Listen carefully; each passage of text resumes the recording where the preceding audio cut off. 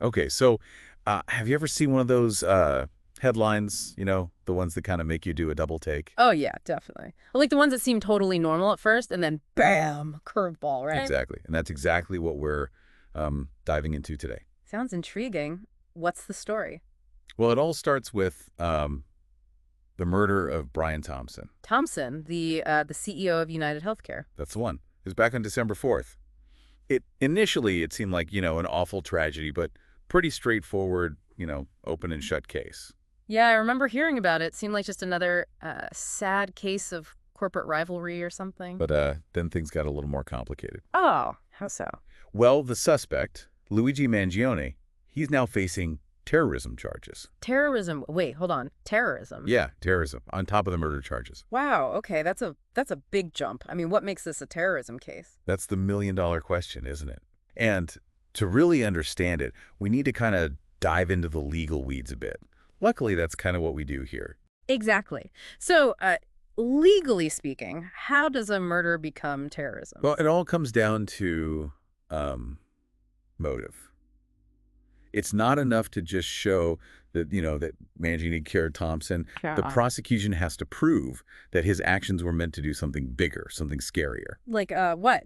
Intimidate the public? Yeah, exactly. They need to show that his motive was to intimidate or coerce a whole group of people, like the entire healthcare industry, or even try to influence the government to, change laws or policies. I see. So, like, if they can prove that Mangini killed Thompson to send a message to scare other CEOs or force lawmakers to, say, beef up executive protection, then the terrorism charges, they would actually stick. Exactly. They got to establish a motive that goes way beyond just personal revenge. It has to be about spreading fear, Yeah. creating widespread panic and chaos. That makes sense. But proving something like that can't be easy, right? I mean, how do you really know what someone's ultimate goal is, what they're hoping to achieve? You're right. It's tricky. And it's not the first time we've seen this kind of gray area, where the line between regular crime and terrorism gets all blurry. Remember that case back in, I think it was 2019, with the, what was his name? The guy who attacked that political rally. Oh, yeah, yeah, I remember that one. It was all over the news. Horrible situation. But the courts really struggled with it. They couldn't decide if he was trying to, incite a wider panic or if it was just an isolated, a single act of violence. Right. And I think that's what makes this Thompson case so fascinating, so potentially important.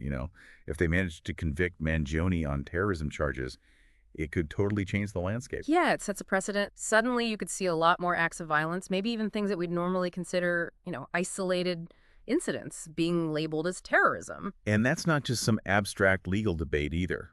Think about it. Let's say you're a CEO right now, running a big company, maybe even in healthcare.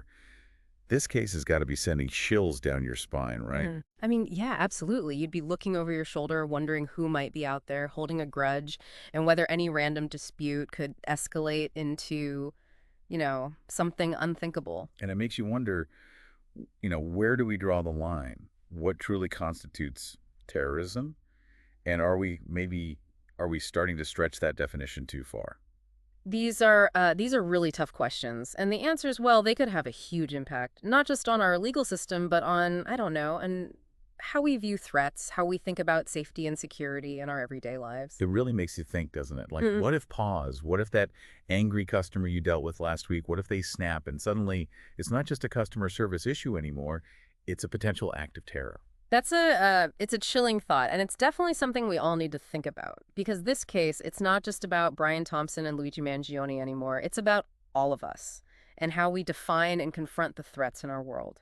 And on that note, I think we'll leave it there for today. But keep this case in mind, folks. It might just be the tip of the iceberg. Who knows what the future holds? Yeah, it's a brave new world out there. In this case, it's a wake-up call for all of us. We need to be aware, we need to be vigilant. Couldn't have said it better myself. Yeah. Until next time, stay safe out there, everyone. And stay informed.